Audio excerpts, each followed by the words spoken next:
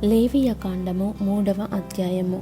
అతడు అర్పించినది సమాధాన బలి అయిన ఎడల, అతడు గోవులలోనిది తీసుకొని వచ్చిన ఎడల, అది మగదే గాని ఆడుదే గాని యెహోవా సన్నిధికి నిర్దోషమైన దానిని తీసుకొని రావలెను. తాను అర్పించు దాని తల మీద తన చెయ్యి ఉంచి ప్రత్యక్షపు గుడారం యొక్క ద్వారమున దానిని వధింపవలెను. యాజకులగు అహరోను కుమారులు బలిపీఠము చుట్టూ దాని రక్తమును ప్రోక్షింపవలెను. అతడు ఆ సమాధాన బలి పశువు యొక్క ఆంత్రముల లోపలి క్రొవ్వును, ఆంత్రముల మీది క్రొవ్వంతటిని, 2 మూత్ర గ్రంథులను, వాటి మీదను డొక్కల మీదనున్న క్రొవ్వును, కాలేజము మీదను మూత్రగ్రంథుల మీదనున్న వపను యెహోవాకు హోమముగా అర్పింపవలెను. అహరోను కుమారులు బలిపీఠము మీద అనగా అగ్ని మీది కట్టెలపైనున్న దహన బలి ద్రవ్యముపైని దానిని దహింపవలెను. అది యెహోవాకు ఇంపైన సువాసన గల హోమము. యెహోవాకు సమాధాన బలిగా ఒకడు అర్పించినది గొర్రె మేకలలోనిదైన ఎడల, అది మగదే గాని ఆడుదే గాని నిర్దోషమైన దాన్ని తీసుకొని రావలెను.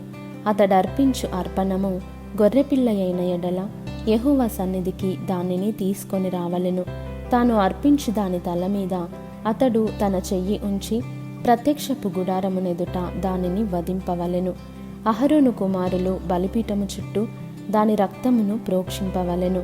ఆ సమాధాన బలి పశువు యొక్క క్రొవ్వును, ముడ్డిపూస మొదలుకొని క్రొవ్విన తోక అంతటిని, ఆంత్రములలోని క్రొవ్వును, ఆంత్రముల మీది క్రొవ్వు అంతటిని, 2 మూత్ర గ్రంథులను, వాటి మీది డొక్కలపైనున్న క్రొవ్వును, మూత్ర గ్రంథుల మీది కాలేజము యొక్క వపను తీసి యెహోవాకు హోమము చేయవలెను. యాజకుడు బలిపీఠము మీద దానిని దహింపవలెను. అది యెహోవాకు హోమరూపమైన ఆహారము. అతడు అర్పించినది మేక అయిన ఎడల యెహోవా సన్నిధికి దానిని తీసుకొని రావలెను. తాను దాని తల మీద చెయ్యి ఉంచి ప్రత్యక్షపు గుడారమునెదుట దానిని వధింపవలెను.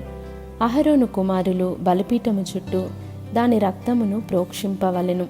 తాను దానిలో అర్పించు ఆంత్రములను, కప్పు, క్రొవ్వును, ఆంత్రముల మీది క్రొవ్వు అంతటిని, 2 మూత్ర గ్రంథులను, వాటి మీది డొక్కల పైనున్న క్రొవ్వును, 2 మూత్ర గ్రంథుల పైనున్న కాలేజము యొక్క వపను యెహోవాకు హోమముగా అర్పింపవలెను. యాజకుడు బలిపీఠము మీద వాటిని దహింపవలెను.